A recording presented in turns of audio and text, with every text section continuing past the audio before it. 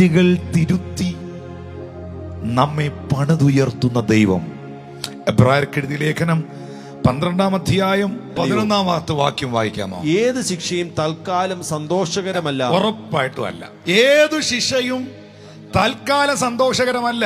പക്ഷെ പിന്നെ അതറിയും എന്തിനാണ് ദൈവം അത് അനുവദിച്ചതെന്ന്. അബ്രഹാമേ, ദീർഘവർഷങ്ങൾ താങ്കൾ പരീക്ഷകളിലൂടെ കടന്നുപോയത് എന്തിനു വേണ്ടിയെന്ന് പിന്നീട് അറിയും. ഇസഹാക്കിനെ ബലി കഴിക്കുവാൻ തന്നോട് ആവശ്യപ്പെട്ടത് എന്തിനു വേണ്ടിയെന്ന് താങ്കൾ പിന്നീട് അറിയും.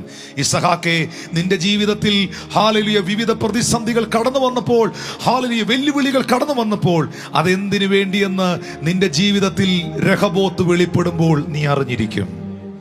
യാക്കോബേ, വീടും നാടും എല്ലാം വിട്ട് കല്ല് തലയണയായി വെച്ചുകൊണ്ട് നീ ലൂസിൽ കിടന്ന് ഉറങ്ങുന്ന സമയത്ത് എന്തിനു വേണ്ടിയാണ് അങ്ങനെ ഒരു സാഹചര്യം ദൈവം നിന്റെ ജീവിതത്തിൽ അനുവദിച്ചതെന്ന് നീ പിൽക്കാലത്തിൽ തിരിച്ചറിയും. ജോസഫേ, എന്തുകൊണ്ട് ഈ സഹോദരന്മാർ, എന്തുകൊണ്ട് ഈ പൊട്ടക്കിണർ, എന്തുകൊണ്ട് ഈ പൊത്തീബറിന്റെ ഭാര്യ, എന്തുകൊണ്ട് എൻ്റെ യൗവന പ്രായത്തിൽ ഈ പ്രതിസന്ധികളെന്ന് നീ ചോദിക്കുന്നെങ്കിൽ നീ അതിന്റെ റിസൾട്ട് പിന്നീട് അറിയും.